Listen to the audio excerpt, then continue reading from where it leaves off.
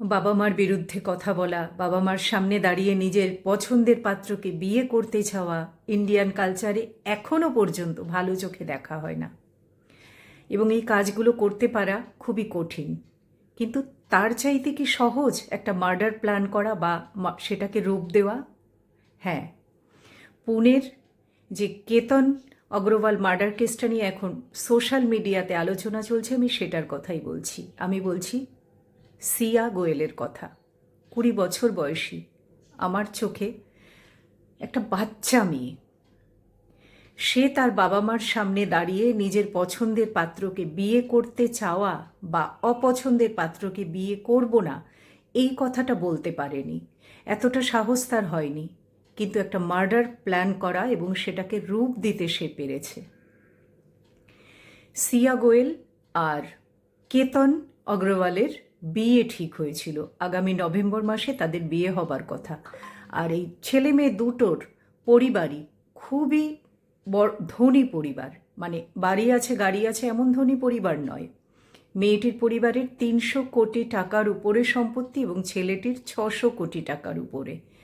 এবং এদের যে নভেম্বরে বিয়েটা হবে তার জন্য এই পরিবার রাজস্থানে 17 কোটি টাকা দিয়ে একটা প্যালেস বুক করেছে। দুই পরিবারেরই সম্মতি ছিল তাহলে।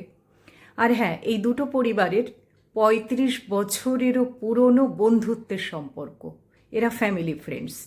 সেখান থেকেই সিয়াকে পছন্দ করা হয় এবং সিয়ার ফ্যামিলিও কেতনকে পছন্দ করে। তারপরে দুজন ঘুরতে যাওয়া, দেখা করা, যেগুলো চলে আর কি স্বাভাবিক, সেগুলোও কিন্তু সিয়া করছিল। কিন্তু সিয়ার মনে মনে অপছন্দ ছিল কেতনকে। সেই কথাটা সে তার বাবা মায়ের সামনে বলেনি। বাবা মাকে বলেনি, ভালো কথা। বাড়িতে তো অন্যান্য আরও লোকেরা আছে, ওর নিশ্চয়ই ভাই বোন আছে, কাজিন আছে, তাদের কারো কাছেও তো বলতে পারতো যে এই ছেলেটিকে আমার পছন্দ নয়, আমি ওকে বিয়ে করতে চাই না, আমি চেতনকে বিয়ে করতে চাই, ওর যে বয়ফ্রেন্ড 22 বছর বয়সী।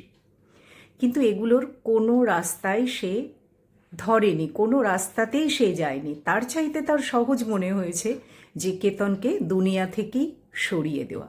সেই জন্য সে প্ল্যান করে তার বয়ফ্রেন্ডের সঙ্গে মিলে, এবং সে পুনের লোহাগড় ফোর্ট থেকে ওই কেতনকে আর কি 400 ফুট নিচে ধাক্কা মেরে ফেলে দেয়। গত 18 জুনে এই ঘটনাটা সে ঘটিয়েছে। এটা কিন্তু তার ফার্স্ট অ্যাটেম্প্ট ছিল না। এর আগেও সে কেতনকে ওই ফোর্টে নিয়ে গিয়েছে এবং ধাক্কাও মেরেছে, কিন্তু তখন পারেনি। তারপরে এই 18 তারিখে সে কেতনকে নিয়ে আবার ওখানে যায় এবং এই বলে নিয়ে যায় যে প্রি ওয়েডিং যে শুটিংগুলো এখন হয় তার জায়গা দেখার জন্য। কতটা ঠান্ডা মাথায় ওইটুকু একটা বাচ্চা মেয়ে প্ল্যান করেছে যে সে কেতনকে তার রাস্তা থেকে সরিয়ে দেবে। এবং সে এখন বলছে যে তার কেতনকে পছন্দ ছিল না। তার কারণটাও বড় অদ্ভুত। তার কারণ হলো কেতনের মাথায় চুল নেই, বাংলাতে যাকে বলে টাক আর কি, এবং সেই জন্য কেতন হেয়ার প্যাচ ইউজ করত। সেই কারণে তার কেতনকে পছন্দ নয়। পছন্দ তোমার নাই হতে পারে, যে কোনো কারণ হতে পারে, তুমি তাকে সেটা বলো। তোমার ওকে বিয়ে করার ইচ্ছা নয়, তুমি নিজের ফ্যামিলির কাছে বলো। তারা যদি না মানে তুমি ছেলেটির পরিবারের কাছে বলো। তারাও যদি না মানে তুমি ছেলেটিকে বলো। কোন ছেলে এমন আছে যে শুনবে যে মেয়েটি তাকে পছন্দ করছে না, বিয়ে করতে চাইছে না, তারপরেও তাকে বিয়ে করবে? কিন্তু এগুলো সিয়া করেনি। তার সহজ মনে হয়েছে যে কেতনকে রাস্তা থেকে সরিয়ে দেওয়া যাবে।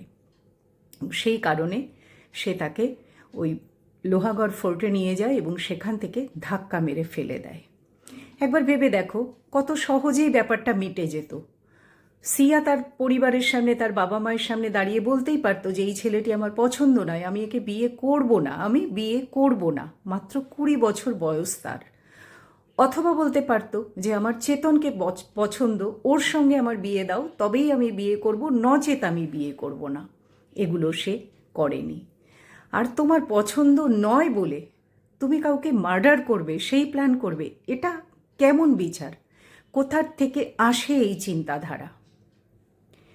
বেশি দিন আগের কথা নয়, 1 বছরও হয়নি, মনে করে দেখো, 11 মাস আগের কথা। মেঘালয়াতে এরমই একটা ঘটনা ঘটেছিল। সোনম আর রাজা রঘুবংশী বলে একটা ম্যারিড কাপল, ওরা গিয়েছিল হানিমুনে।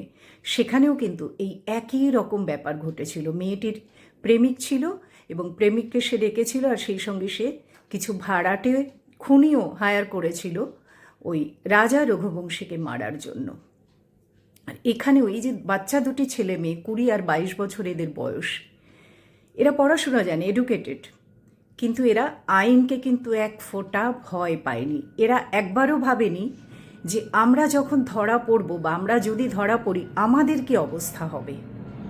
এরা কিন্তু দেখেছে যে ওই যে আগের ঘটনাটা, তাতে তারা এখন জেলে নেই, মানে ওই যে সোনম, সে কিন্তু জেলে নেই, সে বেল পেয়ে বাইরেতেই রয়েছে।